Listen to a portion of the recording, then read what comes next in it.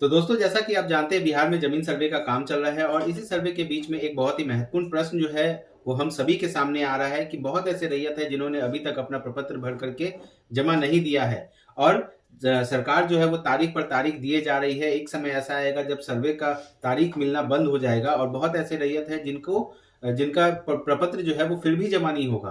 तो सबसे बड़ी समस्या ये है कि अगर रैयत जो है अपने प्रपत्र को जमा नहीं करते हैं तो इसका परिणाम क्या आ सकता है। तो आज का वीडियो इसी के ऊपर है, तो चलिए वीडियो की शुरुआत करते हैं। तो दोस्तों, जैसा कि आपको बता दें कि अगर रैयत अपने प्रपत्र को जमा नहीं करते हैं तो सबसे बड़ा बात है कि वो संपत्ति का सर्वे नहीं होगा और संपत्ति का जब सर्वे नहीं होगा तो उसका मालिकाना हक किसी को नहीं मिलेगा और मालिकाना हक अगर किसी को नहीं मिलेगा तो बाद में चल के वो संपत्ति सरकार द्वारा ले ली जाएगी, यानी वो सरकारी संपत्ति के अंतर्गत आ जाएगा और जैसे ही वो संपत्ति सरकारी संपत्ति के अंतर्गत आ जाएगा तो उसको फिर वापस निकालना बहुत ही मुश्किल हो जाएगा।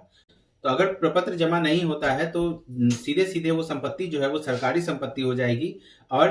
रैयत लोहे के चने चबाना जैसा हो जाएगा, क्योंकि उस संपत्ति को वापस सरकार के हाथ से वापस लेकर के आना एक बहुत बड़ी चुनौती होगी। तो रैयतों को सबसे पहले अपने प्रपत्र को भर के जमा देना है, क्योंकि अगर आपका दावा आपकी संपत्ति के ऊपर कायम है, अगर प्रपत्र भर के जमा देते हैं, आप कोई कागज अगर अटैच नहीं करते हैं, सरकार के पास पूरा रिकॉर्ड है तो सरकार उससे सत्यापित करेगी। ये सरकार की जिम्मेदारी है। आपको केवल प्रपत्र भर करके भी अगर आप जमा देते हैं और आपके पास रिसीविंग है, दैट मीन्स कि ये सबसे बड़ा सबूत है कि आप अपने मालिकाना हक के लिए आपने प्रपत्र भर करके जमा दिया है। लेकिन अगर आपके पास किसी भी तरह का कोई प्रूफ नहीं है कि आपने सर्वे में भाग लिया या कोई भी आपके पास कागजात मैंने उपलब्ध नहीं हो, तो इससे क्या होगा कि आपकी संपत्ति जो है वो सरकार के अंतर्गत या सरकारी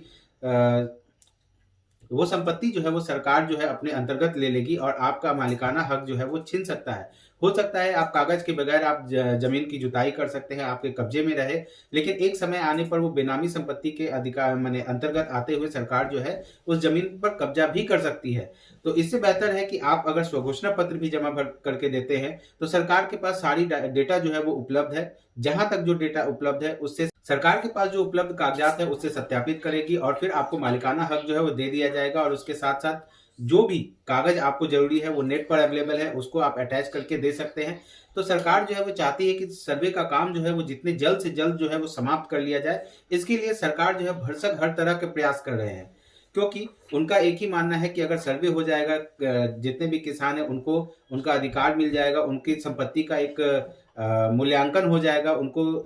कागज उपलब्ध हो जाएगा। इस तरह से बहुत सारी समस्याएं, जो विवाद जो है जो पीढ़ी दर पीढ़ी चलते आ रही है, उससे भी रैयतों को निजात मिलेगी। तो दोस्तों, अगर आपको हमारा ये वीडियो अच्छा लगा तो हमारे चैनल को सब्सक्राइब कीजिए, हमारे वीडियो को लाइक कीजिए। तो आज के लिए इतना ही, धन्यवाद।